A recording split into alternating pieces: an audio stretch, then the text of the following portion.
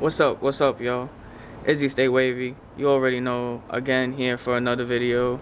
And if you're asking, yes, I have my mask.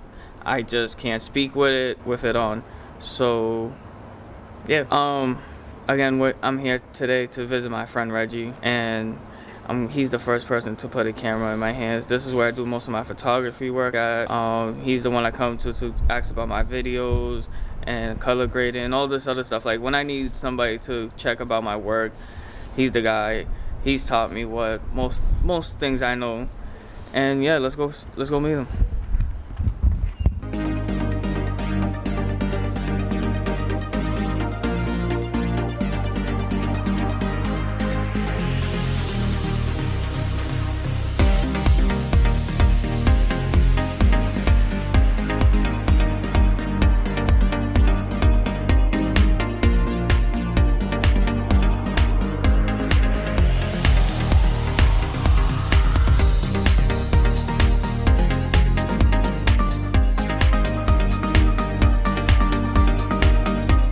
Right here, people.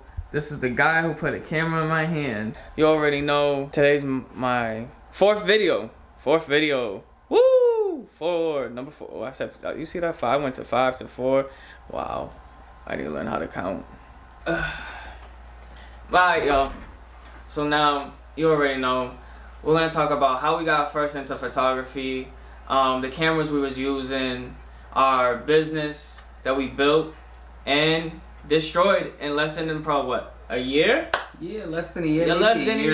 Year and a half, give or take. Yeah, it wasn't great. But other than that, we're gonna talk about how we're in YouTube right now. I'm dropping videos every what? Week. Every week. Constantly. Yo, you can catch me every Friday at the Fronto ping. You already know what it is. Riz, it's your boy. And you know me, Izzy Staywavey, every Saturday dropping videos. Bye. Let's get into this.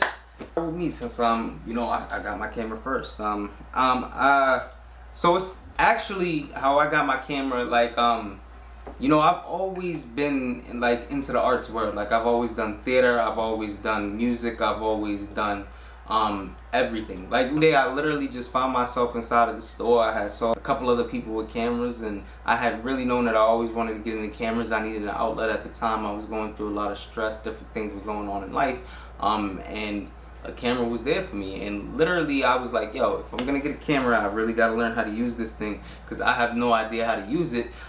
So I started with YouTube. I grabbed myself this T3 right here. As you can see, it's ugly, it's dusty, it hasn't been used. And when I started, my idea for it was that if I got this camera and I started taking pictures, that I was going to create this whole little thing, and that people was going to come to me, take their pictures, da-da-da-da, we was going to get popping, blah, blah, blah, blah. Didn't turn out like that. But at the end of the day, I had found a new hobby, and that to me was the most important part. Tell his side of the story on how he got his camera, because his is even crazier than mine. Let me let y'all know. About 3 years back, right about the time I picked up this T5 right here. Mind you, this looks huge. Oof. Bulky. My M50 is like this big compared to it. Tiny. But yeah, I had an accident, and life and death situation came back. Thank the Lord. Right after that, I was like, I need to do something with my life. I know I'm creative, I just don't know where to go to. And my good friend over here, he gave me a camera, put it in my hand, and I started taking pictures. And I started liking it, and I was like, wow, okay, cool. And then I had another girl in school, and I told her I'd take pictures, and she's like, I got a camera, you can use my camera if you want to. I was like, word, you gonna let me use your camera, and I'm gonna take your pictures? Bet. I was there like, come through, and I thought to myself like, okay, sure. When she comes through, I'm gonna just do the best photos I can. I have like 2 house lights. I got my room that's gonna be extra clean, and you're gonna see those pictures right about now. And we're back from it, and I bet you was like, wow. It was like yellow, that's a bed and a wall. Yeah, I was working with a camera that she gave me, the T5 again, and after I took those pictures, she gave me the camera, and I'd never seen her again. I was very happy because, well, who gets a free T5? A free Canon? Like, this was going to pay at least like $100 something Like this was like $400 at the time. I was there like word. But then after that, we made a business idea, and I was there like, our business is gonna be about photography, videography, and taking photos of girls and building them a model. What's it called? Portfolio. A model portfolio. I'm here like, money, taking photos, and working with females. What can go wrong?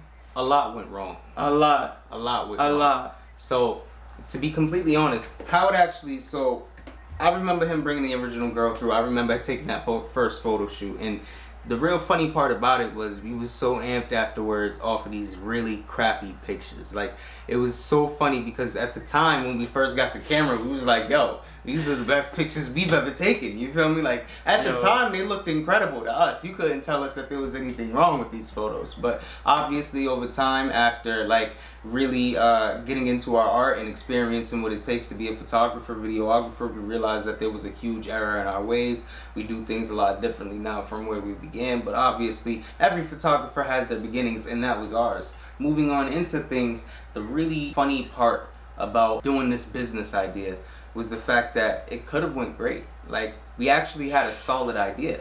Everybody loved this idea. It was crazy. Everybody was here like, that's a great idea, that's a great idea. The inspiration for the idea was that we wanted to break stereotypes, we wanted to become more, and we wanted to build with art. And most of the time people see art as a hobby. I see it as a career, and that's where I want to go for. This is why I keep working at it. I'm 3 years in. Yes, there was times I gave up and I said I can't do this no more. I have to focus on the real job, and I just keep coming back, and I keep coming back, and I keep trying. But that's now, and let's go back to before when we were talking about, hold on, let me get to it. The biggest company that we thought was gonna be Bourgeois Aesthetics. Let me put it all together. Bourgeois Aesthetics. Let me say it one time for you guys. The biggest company in the world that failed to be the biggest company in the world. Bourgeois Aesthetics. It was supposed to be the greatest thing that never happened, and guess what? We can't put that blame up to anybody except for ourselves. Why? Well, we had 3 girls. We had Charlene, we had Jania, and we had Nikki.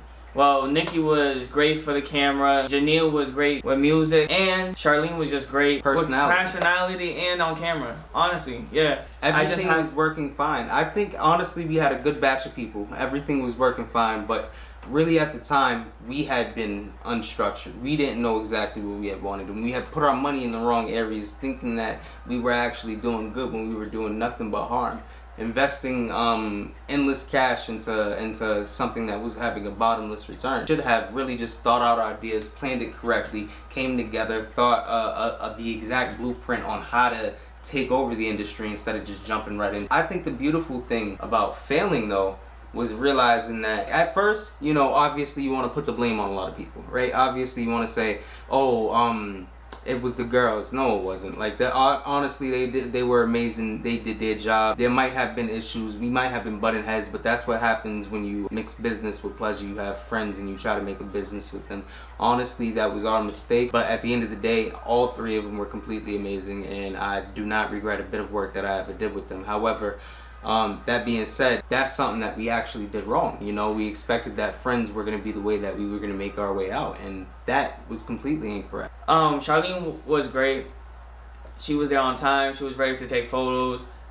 She was there for it, and that was the great part. But what we slacked into that was we never put in the time and effort really into her.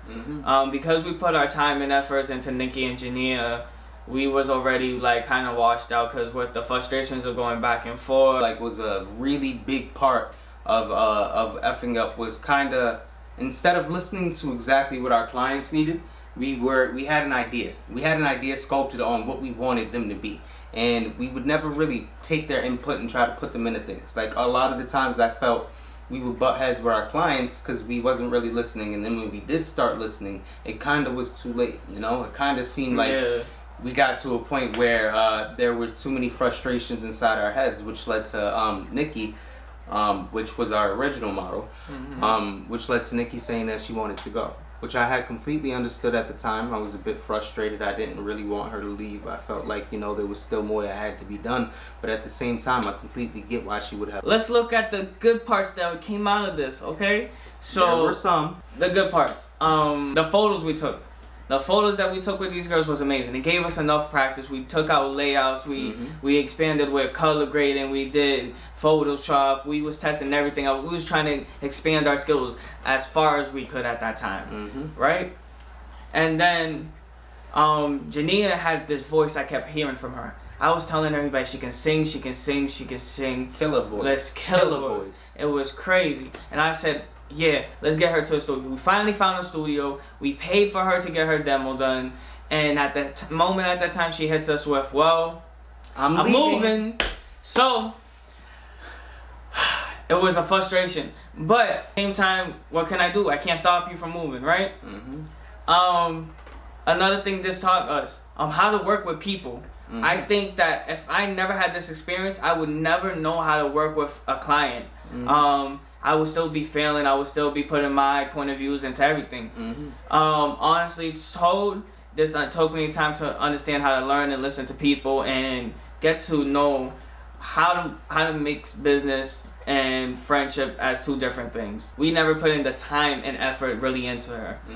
Because we put our time and efforts into Nikki and Jania, we was already like kind of washed out, because with the frustrations of going back and forth, thinking that we're right, and well, we wasn't really listening at the same time.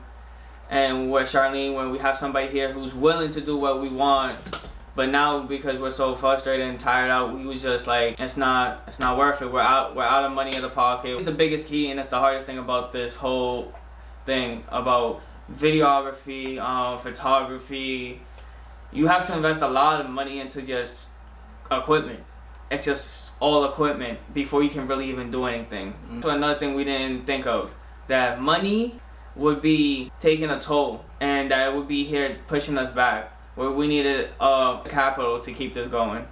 We just thought it was, oh, let's get a business license and it's gonna work out. That definitely wasn't the case. I remember first getting our business license. Right. When we first got our business license, yo, that was crazy. We was here like, yo, we was sitting here like all good to go. We got this, 100%. Yo, this is the thing that I could say. The one thing that it takes to make a business run is money, and you need a lot of money, and you need a lot of time to F up, and you need a lot of chances to F up. And if you don't have that, then you can't really succeed. And then at the end of the day, once you build that capital, you have to know exactly which routes to take. You have to know exactly which investments are the right investments to take, which risks are worth taking, and what rewards are there to gain. You know, I think you're speaking the truth. You are speaking the truth. There's a lot of stuff that we didn't like really try to calculate at the time, and I really regret not doing that. But at the end of the day, looking back at it, it was a real learning experience for us. It really was. Yo, I swear on Jesus, we took the most time out of the day in order, like, the reason why we're able to do these videos today and sit here with you guys is because of the fact that we took the time to learn over the past couple years. You know, if we didn't take that time to really develop our skills as photographers, take these times to mess up, see our mistakes and do more, then trust me when I say that we wouldn't be anything right now. Right. That gets to me, right? At that time, when we started this business and everything, and we was learning photography, we was going hard at that and trying to manage this business and figure out how to build it. We was in high school, trying to graduate. At what age? I think, what was it, 21? 21 respectively. 21. That, and I'm gonna say it honestly, and I won't tell y'all to go into my footsteps. School wasn't for me. I never felt like school was for me, but I graduated to just prove a point to people. If this nigga can do it, anybody can do it. Yeah, that's one thing. If I can do something, anybody can do it. But doesn't matter who you are, doesn't matter what you do in life. I promise you, if he can do it, anybody can. Alright, so that's what it is with the business and how we failed and the goods and the bads. And let's just take a look at those pictures, that song that Jania did for us on our little demo, and the good parts of it all. Alright, let's get into it. You play with me long enough, so now I'm letting you go. What's up, y'all? You know, we already back. You know, little cuts in between, you know. Here now, why am I still here? Why am I still doing it? What's the future holding for me? And why is YouTube my big establishment right now and what I'm trying to build?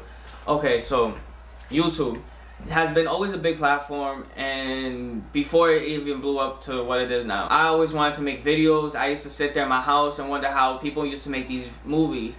I used to want to be an actor just to be part of movies. And then vlogging became big.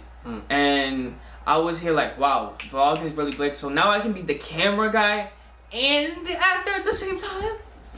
Why not, right? I'm gonna tell you honestly. What I shoot on is a M50. 800 on release. 650, I got it on a deal.